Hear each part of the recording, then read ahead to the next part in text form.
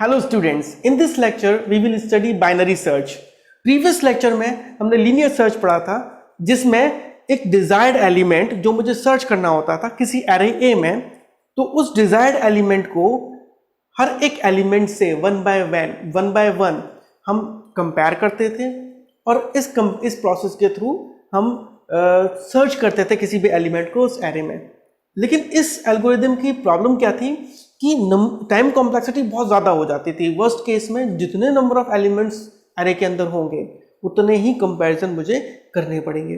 Okay, तो इस problem को रिमूव करने के लिए कई और एल्गोरिदम्स भी इंट्रोड्यूस हुई, जिनमें से बाइनरी सर्च एक एफिशिएंट एल्गोरिदम है। ओके, तो बाइनरी सर्च को थोड़ा समझते हैं हम लोग कि बाइनरी सर्च क्या है। जैसे हम मैं एक एग्जांपल के तौर पर आपको समझाता हूं कि डिक्शनरी में अगर आपको कोई एक वर्ड सर्च करना हो तो आप पहले क्या करते हैं, डिक्शनरी लेते हैं, मिड से उसे ओपन करते हैं और जो भी पेज ओपन हुआ उसमें देखते हैं कि उसके फर्स्ट लेटर कहाँ से स्टार्ट हो रहा है, किस लेटर से स्टार्ट हो रहा है। फिर अपने वर्ड के लेटर को कंपेयर करते हैं और चेक करते हैं कि ये जो मेरा लेटर है जो मुझे सर्च करना है वो इस लेटर से पहले आएगा या बाद में आएगा। ओके, तो अगर मान लीजिए पहले आता है तो क्या करेंगे आप, पहले वाला जो पार्ट होता है, जैसे दो पार्ट में आपने डिवाइड कर लेना, डिक्शनरी को ओपन किया, अब जो लेफ्ट हैंड साइड वाला पार्ट है उसमें ही एग्जिस्ट करेगा। फिर लेफ्ट हैंड साइड वाले पार्ट के साथ भी वही सेम सिचुएशन, फिर उसको हम बीच से ओपन करेंगे। ओके, और फिर से पेज को चेक करेंगे कि भाई जो मेरा वर्ड है वो लेफ्ट हैंड साइड में एग्जिस्ट करेगा या राइट हैंड साइड में एग्जिस्ट करेगा। तो ये सेम प्रोसेस, जो अभी प्रोसेस मैंने अप्लाई की, वो सेम प्रोसेस हम बाइनरी सर्च में अप्लाई करते हैं। लेकिन बाइनरी सर्च की एक रिक्वायरमेंट होती है जो कि लीनियर सर्च में नहीं होती है, कि जो भी एरे में मुझे एलिमेंट को सर्च करना है वो एरे सॉर्टेड होना चाहिए। ओके, तो समझते हैं कि बाइनरी सर्च की प्रोसेस कैसे होती है। ओके, मैंने एक एग्जांपल लिया हुआ है, search element 18 in the given array using binary search. तो आपको एक एरे गिवन है, क्लियर है, ये एरे आपको गिवन है, इसको मैंने मेमोरी की फॉर्म में रिप्रेजेंट किया, मेमोरी रिप्रेजेंटेशन इसका शो किया यहाँ पर, और इंडेक्सिंग दी 0 1 2 3 4 5 6 7 तक। ओके, इसमें 8 एलिमेंट्स हैं, इनको मैंने रिप्रेजेंट किया।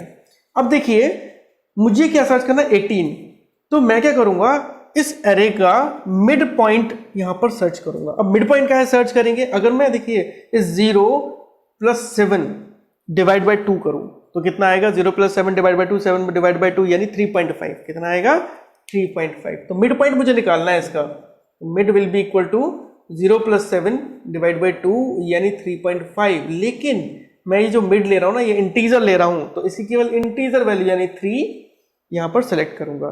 तो बेसिकली 3 यहां पर हो गया जो मिड पॉइंट था। ओके, अब मैं चेक करूंगा कि इस मिड पॉइंट पर जो एलिमेंट स्टोर्ड है क्या वो इसके बराबर है। पहले तो ये चेक करूंगा कि क्या वो इसके बराबर है, अगर बराबर हो गया तो मेरा काम खत्म, मिल गया मुझे। लेकिन यहां बराबर नहीं है। अब आप सोच सकते हैं ये एरे सॉर्टेड है और 18 जो है 12 के इक्वल नहीं है, बट 12 से ग्रेटर है। ओके, तो आपको समझ में आ रहा होगा कि ग्रेटर है तो 12 के बाद ही तो एग्जिस्ट करना चाहिए 18। इसका मतलब यह है कि जो 18 है वो इस मिड पॉइंट के राइट हैंड साइड वाले पार्ट में एग्जिस्ट करेगा। ओके, तो मैं अब कंसीडर करूंगा राइट हैंड साइड वाला पार्ट, जिसके इंडेक्स नंबर स्टार्ट कहां से हो रहा है, 4 से स्टार्ट हो रहा है और एंड कहां पर हो रहा है, 7 पर हो रहा है।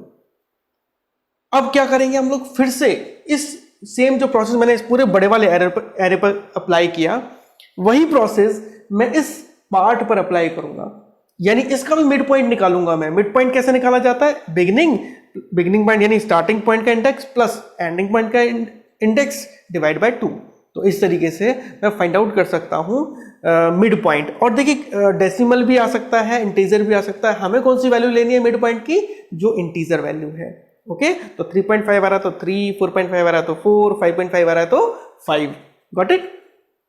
तो देखते हैं यहां पर, देखिए 4 + 7, अब इसका मिड पॉइंट निकालना है इस पार्ट का। 4 + 7 यानी कितना हो गया, 11 हो गया। 11 डिवाइड बाई 2 5.5 हो गया, और 5.5 का इंटीजर देखिएगा 4 + 7 divide by 2 that will B 5.5। अब जो दूसरा पार्ट है ना इसका, उसका मिड पॉइंट है ये, ये फर्स्ट वाला पार्ट हो गया, फिर दूसरा वाला पार्ट हो गया, ठीक है 5.5। तो इसका इंटीजर लेना है मुझे, तो क्या लूंगा मैं, केवल 5, यानी मेरा मिड पॉइंट जो है वो कहाँ पर आ गया, 5 पर आ गया। Got it. अब फिर से चेक करेंगे, फिफ्थ लोकेशन पर जो एलिमेंट है 16 है, क्या वो फिर 18 के बराबर है, नहीं है, तो मेरी सर्च अभी कंप्लीट नहीं हुई है। लेकिन मुझे ये पता चल गया कि 16 से बड़ा है ये नंबर 18। अगर ये बड़ा है तो क्या होगा, राइट हैंड साइड वाला पार्ट फिर से मैं सेलेक्ट करूंगा, देखिए ये वाला पार्ट सेलेक्ट करूंगा। ओके, अगर मान लीजिए छोटा होता तो मैं लेफ्ट हैंड साइड वाले पार्ट को चेक करता। Got it. तो यहां पर देखिएगा राइट हैंड साइड वाला पार्ट सेलेक्ट किया मैंने, तो इसको सेलेक्ट करने के बाद मैं फिर से इस पार्ट के साथ में इसको भी मैं एक एरे कंसीडर करूंगा, और इसके साथ भी सेम वही कहानी होगी जो मैंने पहले दो पार्ट के साथ किया, यानी कि पहले मिड पॉइंट निकालूंगा। मिड पॉइंट कैसे निकाला जाता है बेटा, थर्ड पार्ट का, ये थर्ड पार्ट हो गया। मिड पॉइंट कैसे निकाला जाता है, 6 + 7, स्टार्टिंग पॉइंट यानी 6 and ending point 7 divide by 2, that will come 13/2 यानी कि 6.5, और इसका इंटीजर वैल्यू होगी 6, यानी मिड पॉइंट क्या होगा, 6 होगा। मैंने फिर से कंपेयर किया, 18, क्या 18 इस 6 पर एग्जिस्टेड वैल्यू के बराबर है, यस बराबर है। और जैसे ही मुझे पता चला कि इस 6th लोकेशन पर 18 यानी डिजायर्ड एलिमेंट स्टोर्ड है, तो मैं इसकी वैल्यू को या इसकी पोजीशन को मैं डिस्प्ले कर दूंगा। ओके, अब देखिए आपको मैंने मैन्युअली इस एरे में एक्सप्लेन कर दिया कि कैसे कैसे बाइनरी सर्च वर्क करेगी। मैंने यहाँ पर बाइनरी सर्च की एल्गोरिथम नोट की हुई है, और इस एल्गोरिथम के बेस पर स्टेप वाइज मैं दोबारा से आपको एक्सप्लेन करता हूँ। कोई भी दूसरा एलिमेंट, जैसे कि यहाँ पर अभी हमने 18 लिया था, अब मैं एलिमेंट लेता हूँ 7। ओके, ताकि थोड़ा सा आपको एग्जाम्पल्स ज़्यादा मिल जाए, हर पॉसिबिलिटी आपको समझ में आ जाए एक बार में। मैंने दूसरा एलिमेंट लिया 7, अब मुझे एलिमेंट 7 सर्च करना है, और अब की बार मैं सर्च करूंगा with the help of these steps. हाँ जी, तो देखते हैं हम 7 को कैसे सर्च करेंगे with the help of this algorithm. First step देखिए, set beg is equals to lower underscore bound, lower bound.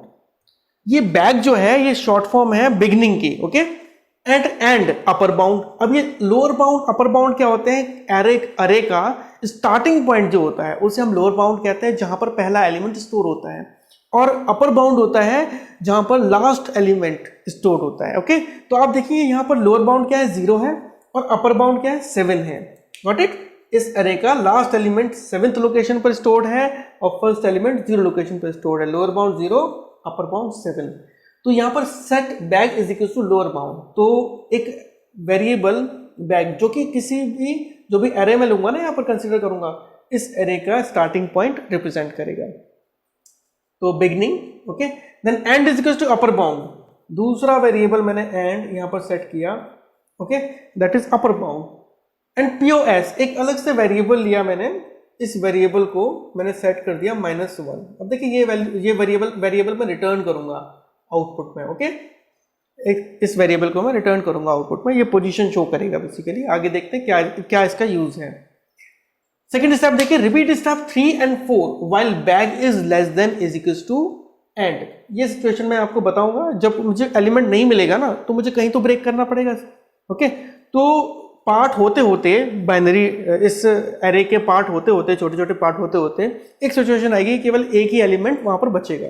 अब उसके बाद तो मैं उसको ब्रेक कर नहीं सकता, तो एक ही एलिमेंट बचेगा, तो उसकी जो बिगिनिंग है और स्टार्ट एंड पॉइंट है, ये दोनों ही क्या होंगे, एक ही पॉइंट होंगे, यानी कि इक्वल टू कंडीशन होगी, है ना। अगर बिगिनिंग लेस देन एंड है तो भाई एक से ज्यादा एलिमेंट होंगे, तो केवल हम कहां तक कर सकते हैं, जब एक ही एलिमेंट बच रहा है। तो इसीलिए मैंने यहाँ पर ये कंडीशन डाली हुई है। तो जब एक एलिमेंट बचेगा तो उसके बाद फर्दर ये काम नहीं करेगी, केवल कंपैरिजन होगा, उसके बाद में ब्रेक हो जाएगा। Got it. स्टार्ट करते हैं, स्टेप 3 देखते हैं। Mid is equal to beginning plus end by 2, जो मैंने आपको एक्सप्लेन किया था वर्बली। अभी देखिए इस एल्गोरिथम के थ्रू समझते हैं कि इसका मिड पॉइंट निकालना है इस अरे का। तो मिड इज इक्वल टू कितना हो जाएगा, बैग प्लस एंड, बैग कितना है 0 है, plus and is 7, and is 7 divide by 2, then it will give 3.5 means integer value चाहिए मुझे, तो हो जाएगा 3। Got it. तो इंटीजर वैल्यू 3 यानी कि यहाँ पर आ जाएगा। अब मैं चेक करूंगा कि क्या ये 7 इस एलिमेंट के बराबर है। देखिएगा फोर्थ स्टेप देखिए, इफ ए ऑफ मिड यानी इस एरे का जो मिड यानी थर्ड लोकेशन पर जो भी वैल्यू एग्जिस्ट कर रही है, क्या वो वैल्यू डिजायर्ड वैल्यू के बराबर है। ये जो वैल्यू है ये डिजायर्ड वैल्यू जो मुझे सर्च करनी है। ओके, यहाँ पर देखिए सारी चीजें एक्सप्लेन की हुई है। ए वो एरे है जिस एरे में मुझे एलिमेंट को सर्च करना है। तो if A of mid is equals to value जी, वैल्यू यानी 7, वैल्यू क्या है यहाँ पर 7 है, क्या इसके बराबर है?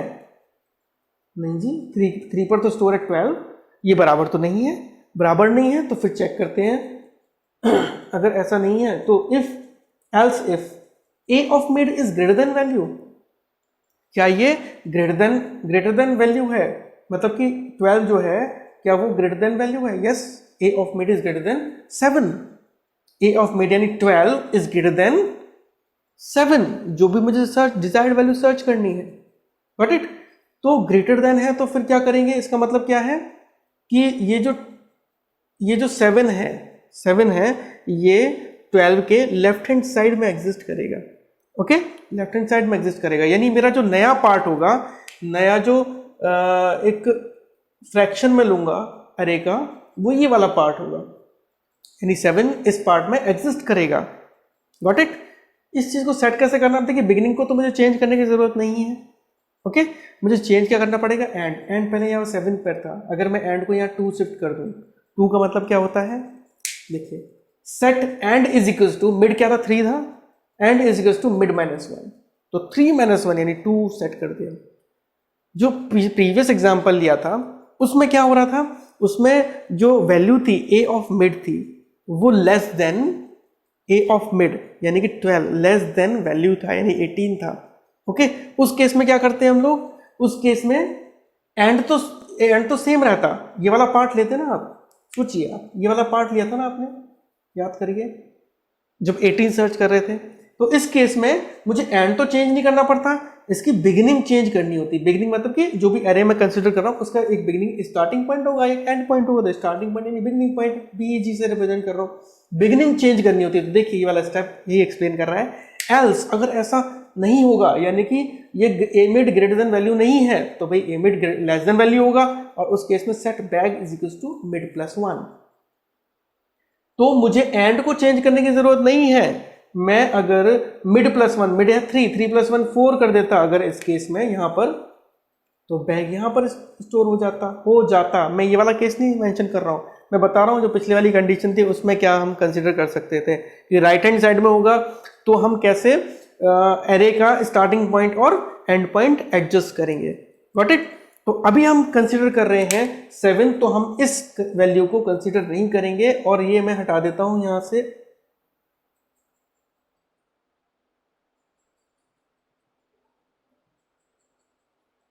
हाँ जी, तो चेक करते हैं। ये यहां पर 3 आया, 3 12 के बराबर नहीं था। मैंने यहां पर एंड जो वैल्यू थी, एंड को मैंने यहां पर शिफ्ट कर लिया, यानी एंड जो पॉइंटर यहां पर था वो यहां से हट गया। Now and is shifted here. Okay, तो फिर से अब ये दूसरा पार्ट आ गया। एक पार्ट तो हमारा सबसे जो मेन पार्ट था वो हमारा कंपेयर हो गया। उसके बाद में दूसरा फ्रैक्शन लिया मैंने। अब इस फ्रैक्शन को लूंगा, इसका मिड पॉइंट निकालूंगा। तो देखिए 0 और 2। ओके, तो मिड कैसे निकलेगा? Mid will be equal to 0 + 2 divide by 2, that will be 2/2 means 1। Okay, तो मिड पॉइंट अब कहां पर आ गया? 1 पर आ गया। अब फिर से वही प्रोसेस करते हैं।